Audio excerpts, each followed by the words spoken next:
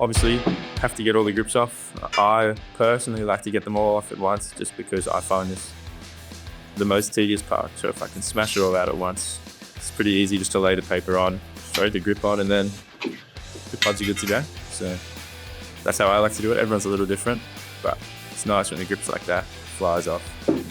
Makes me feel good. So the next step, there's actually no outline of how many paces or tapes this person wants under their clubs, so just clean up the clubs a little bit. There's some thin papers on there, so take those off and then throw on the grip on. They're all kind of different, which I would say is the reason they wanted them changed. Golfers are interesting characters sometimes, especially me. I like them all to match, so when they're all different, sort of just get them all done. They weren't in too bad of a state. Some of them needed a replacement more than others, but you use some clubs more than others, so that will typically be the case. So getting tapes off, a lot of the time you would just use heat. It sort of loosens the grip underneath. I, however, just like to roll it and hope that it comes off. I don't know if you consider it optimistic or stupid, but a lot of the time it comes off with a bit of to and fro. So like I was saying before, sometimes you have to heat it up. You just lightly heat it so that it loosens your adhesive. Can't really on this tape, but a lot of times on thicker tape, you can see the air start to expand underneath the grip, and that's how you know it's ready to take off. Obviously, if you use a heat gun, just be careful because it gets very hot. Obviously, it comes off a lot quicker after you use the heat gun. So, like, a lot of people probably want that off. I'll take it off, but it does not affect anything. If you can feel that underneath the grip, you are much more talented. It's good practice to take it off, and I always do, but if your club builder doesn't, don't fret, you're not going to feel it. It's incredibly thin and won't add up to any difference in your swing weight or anything like that. I always think it's interesting to see what's under the grip. It can sort of tell you what people in the past have done. So you can see here, they marked where they want their tape to go just so they know where the grip's going to finish. Some people, like the people who taught me, are more old school, like to eyeball it. Marking it's really good if you're doing like half papers, so you know where their bottom hand starts. It's a lot of dealer's choice involved, but it's a pretty interesting detail that a lot of people don't know about. Okay, now for probably what people saw the interesting part. I don't know if I'm a bit strange, but it makes sense. I like to do them in loft order. I like to go like the most lofted club to the least lofted club. So typically in your bag, a 60 will be the most lofted club that you'll have. So I like to start with that. Sort of user's choice after that if they go 56, 54, however they like to build their bag. Some people don't love to have wedges, which personally I don't understand. I think they're the best, even though mine clearly don't like me. This is a grip we're putting on, so it's a multi-compound black with a white field paint. I think it's a really clean looking grip. It goes on really easy.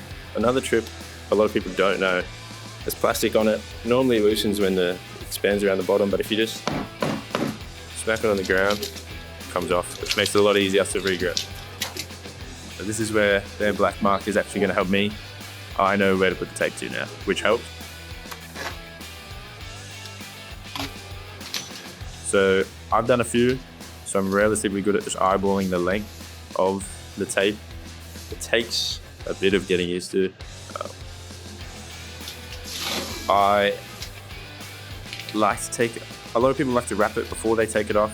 I like to take it off and then wrap it, just so that if it does overlap, the adhesive doesn't stick to the back of the tape, cause a lot of issues. Always good to fold in the bottom, protects the edge of the club as well as allows the grip to get on fully. So safe to assume in golf, if someone doesn't say logo down, that means logo up. This is the Golf Pride logo. It just lines up with the bottom groove. That's what's considered the grip being straight, as well as the grain going straight. Pretty self-explanatory. So you pour, this is golf-specific lubricant. At least I think it's golf-specific. I like to pour it in, let it sit in the grip for a little bit. There's a hole at the bottom. I sort of keep the lubricant in So I have it in position, move my finger and it just drips out.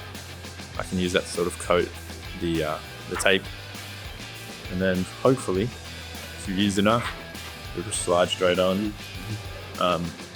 Just push it on too quick, lubricant is gonna spray all over you. I've done it way too many times and it's not comfortable. So right now I'm just sort of trying to line up the grip to be considered straight, all the grains. Smack it on the ground, gets a bit of the extra lubricant out and just make sure that it's right up against the butt of the grip because you can feel it move. If that's not all the way on, you can feel it move and that's really annoying.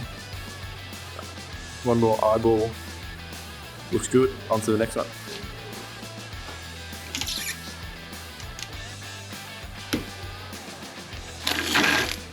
This is me hoping I get it right. We'll see. Have any bets? Let me know. If it's too long, you'll probably see me cry because it's just a pain to finish.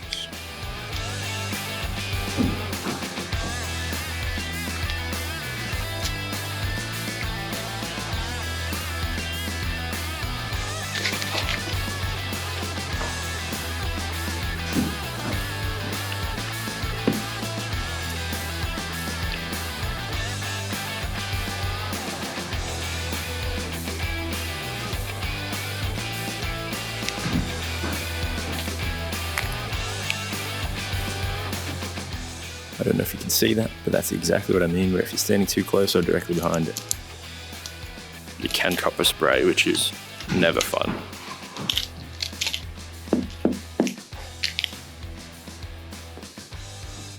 Graphite is a little bit different. So your wood shafts are made of graphite.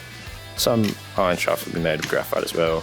It's a bit wider, and obviously if you try and clamp down on it the same as steel, you'll probably break it. So it's pretty important to be careful when you're swapping up between the two.